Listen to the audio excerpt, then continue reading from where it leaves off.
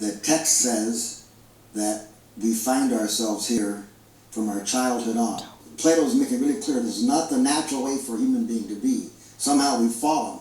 Of course, the Christians love this, and the Jews too, and the Muslims also, another this Western civ, that something happened to humanity, that we've fallen.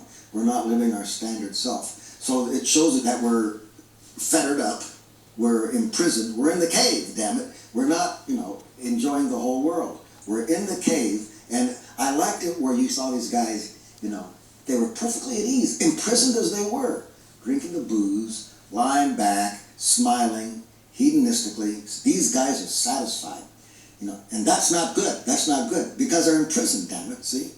And what are they seeing? It's a bunch of shadows. That's about as low a reality as you can get. They weren't even seeing things. They were seeing the shadows of things, see? That's really low. And with that, they were happy.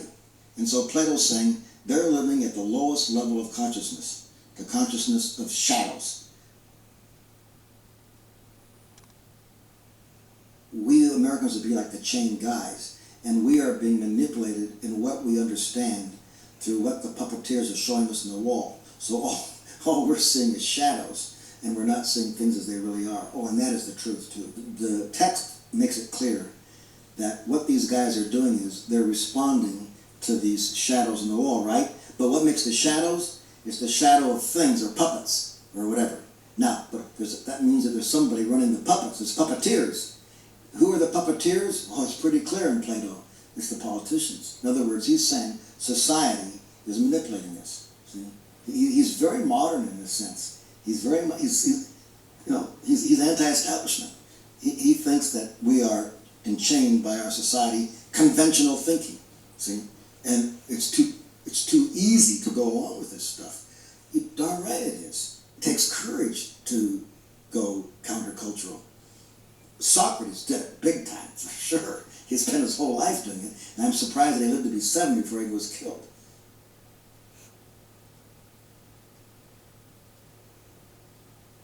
What is the light they have in the cave? It's a fire, right?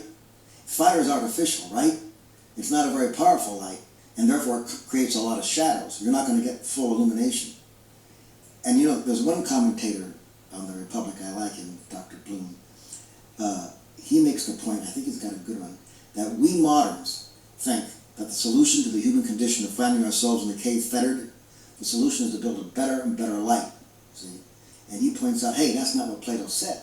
But Plato says you get the hell out of the cave, and what do you get illuminated by?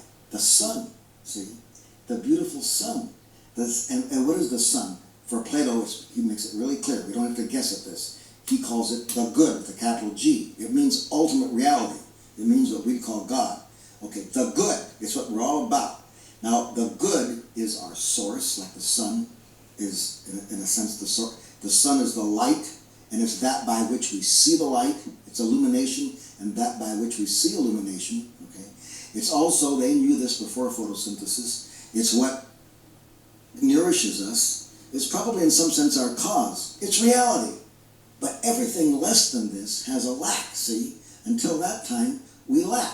So that if anything we see down here, and this is Plato's point, anything down here, no matter how good it is, okay, whatever it is that's good, what it isn't is also good. If Marilyn Monroe is good, because she's a beautiful blonde, so is Elizabeth Taylor. Now you can't be both at once, right? See what I mean? And that's the way it is about anything in the finite world. But we're hungering for that which totally satisfies us, and we won't be satisfied until there's no lack. Therefore, we're looking for that which is what Plato calls the good. So we can see everything else in terms of participations in the good. Marilyn Monroe participates in the good. Elizabeth Taylor participates in the good. Everything participates in the good, but we're looking for goodness as such. And until we find that beatific vision, damn it, we're not going to be happy. We're not going to be at rest. So we've got to climb that hill out of the cave into the beautiful sunlight. Break free. Escape the shackles of your mind. Go beyond yourself.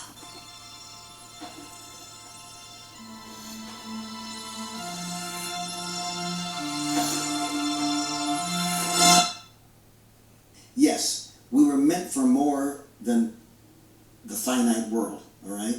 But once we get there, it dazzles us because it's too much more than us, okay? And we have, oh yeah, this is wonderful. So we have to wait and let us to become disposed towards it. But it'll come, see?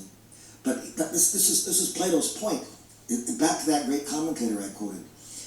The answer is not by building better artificial lights in the cave. I know that's tempting. I know that's tempting. It's practical. Build better lights. But remember, every light you build is going to cast shadows, damn it. And you're still going to be in the finite world. We don't have to make up our own. The burn's not on us. We don't have to do it all ourselves. We climb out of the cave if we got the guts, and we go back and we let God do it. We let reality do it, see? But, and this quote is great, it's not going to be that easy. We're going to get dazzled at first, just like if you look at the sun, and it's by the sun that we see, right?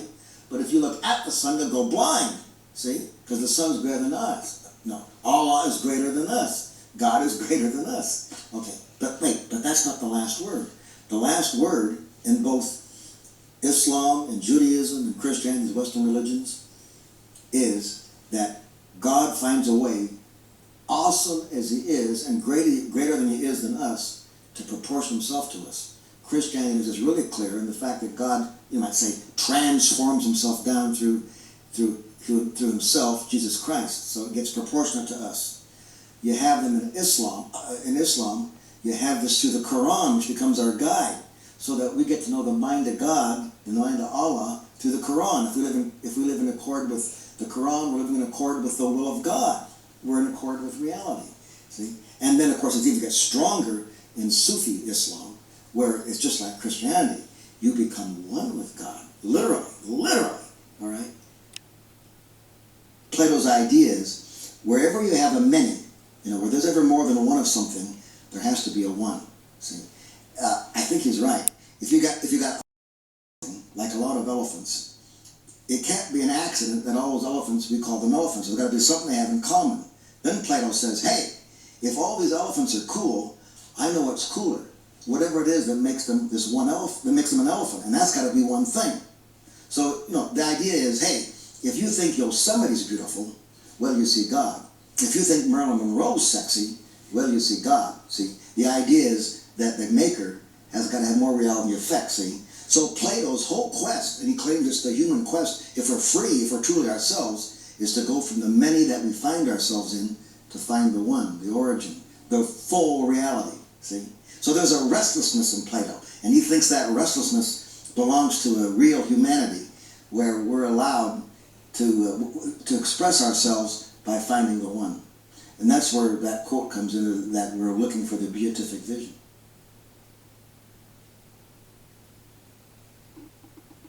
Even though being in the cave is unnatural, and Plato says that, it's not, once you're in that unnatural state, it's incredibly difficult to get out of it because it's so easy to stay there, and you have so many artificial ways of satisfying your natural urges for all of yourself all at once. Booze or drugs, we see it today, all these things that are ersatz, substitute ways of being all of yourself all at once. Okay? But the only real answer is to go back to reality. And there's something deep in reality. The sun itself, if I could put it that way, the sun itself called this guy. That's, the Christians would call that grace. You did it through a dream. That's cool. It's going to be something like that. We're going to get a call somehow. It usually art, or through philosophy, or through religion, or if we've had a great love experience, or maybe the opposite. When one of these things failed miserably, you had a horrible love experience, or you find life meaningless. In other words, philosophy fails. Sometimes you have a horrible negative experience of suffering, but the absence of the good becomes so strong that you seek the good. If the world were really meaningless when you suffered, it wouldn't be suffering. If the world were meaningless when you suffered, it'd just be one other damn thing, right? But if you're really suffering, that means something's being hurt. See, there's something good that's being offended. The good calls you.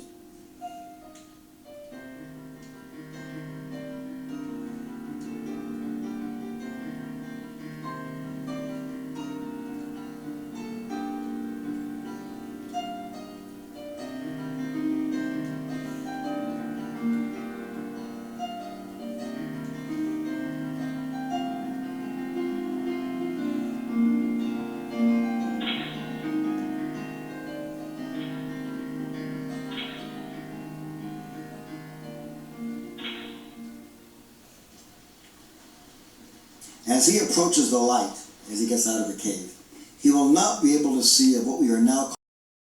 He won't be able to see all this beautiful spiritual stuff. Required to grow accustomed to the sight of the upper world, in the transcendental real domain. According to Plato and according to the Western tradition, this is it. The upper world is where we belong. That's our human destiny. In Christian language, that's the good news of the gospel. In Jewish language, that's when we're going to be redeemed. For Islam, this is the joys of paradise, when we're going to be fully ourselves, living in the world that's, in the language of Plato, that's all of itself all at once. That's where nothing is lacking. See? Anything down here in the finite world is like saying, what's the highest number? There's no such thing. Any number n, there's n plus 1, right? So it's restless. And Plato's saying we're out of this restlessness now. We're not dealing with n plus 1. It's not that if you got $1 million, you're going to go for 2 million. What he's saying is, hey, there's a realm where there's beatific vision where you can be in total repose. You can be at rest. Why? Because there's nothing more. Not because there's lack, but because there's surfeit. It's all there, see? So I've been stressing that when you get there, you come back down out of generosity. I also want to stress, and I think this is Plato too, and it's certainly Aristotle, that you come back down because this is the world we live in. Plato uses this word, I know it in Greek, metaxi. It means the middle. We live in the middle. So we go up there and we get inspired by this stuff, those that make it. But we come back down so that we can live in this world by what's up there and make this world a heaven on earth. When we are in union with the good so that nothing is lacking, where we find ourselves now is, two things. Number one, this world, and there is. But if there are we'd still have to say what we said at the beginning, that whenever we encounter reality, there's still going to be the restlessness. Whatever is good, but what it is not is also good. That's not enough, damn it. We still want to be fully satisfied. That's what happiness is, to be united with the all, because our mind was made for the all. Our being was made for the all. So we have to, go to the upper level. That's Plato's whole point. It's called an ascent, the scholars say. The whole of the Republic is an ascent out of the cave to the tops where we're with the sun and out of the artificial light. We don't want fire, damn it. We want the sun. Reality is given. We don't have to make it up ourselves. It's just there. Just let us receive it. Yeah, isn't that true? He makes the ascent. He's totally enthralled and ecstatic by what he sees. He comes back down. We humans do this all the time. Yeah, why? We don't want bigger and bigger fires. We don't need bigger fires. It's already up there. It's been given to us. It's the sun. See, it's reality. All we got to do is get connected with reality. But to do that, we got to do the hardest thing in the world, Plato says. The Greek word is metanoia. You've got to turn around. We won't turn around. It's too comfortable, like you showed in the movie. And, we saw the guy drinking the booze. That's good. The booze was satisfying. It did give him a sense of fullness. It did give him a sense that he was full. But, when he woke up the next morning, he had a hangover. No, it wasn't real. See? He comes back down, and he wants to, isn't this wonderful? We humans, when we're good, we're generous. So he's been redeemed. He's been enlightened. Now he wants to share the goodness. That's what reality does for you. But what happens? See, he gets killed. And Plato's speaking out of his guts when he says that, because he's talking about his master, who also made the ascent, Socrates, and was killed by his fellow citizens. See? Plato's telling us, when we awaken, and we got to awaken, just like your dream says, awake, awake. But he's warning us, when you get awake, it's the only way you can be human. But watch out, you might get killed. Something bad's going to happen almost surely, because there's a tragic component in human existence. That's what Plato's telling us. In fact, I think that's what Western Sith is saying in our religions too. And it's what our experience tells us. The reality is wonderful, but it gets all messed up, doesn't it? You must not wonder that those who attain to this beatific vision, the power of vision is, boom, it's all there. So beatific means it's blessed. It's the highest stuff. There's nothing more you could want. Are unwilling to descend to human affairs, for their souls are ever hastening into the upper world. Once you're on the path, you want to get there quicker and quicker and quicker. Just like, when you drop a rock, that's how we are when we understand something. We want to get there faster and faster, just like the rock's going faster and faster as it gets to the center of the earth, where they desire to dwell. They want to be with God. They want to be with the truth. Which desire of theirs is very natural, if our allegory may be trusted. Every one of these guys that attains this vision keeps coming back down. In spite of the fact that they want to stay there, and they do want to stay there, they're still compelled to come back down. You know why? Because they know they're not God. They know they received a gift. It's not theirs, it's a gift. And so they want to give that gift on to the rest of them who are just like us. See, they're not God. I love that.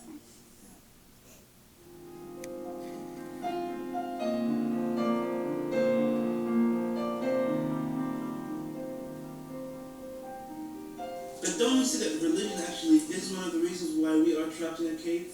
Yeah. You use that a lot as the way to... Yeah.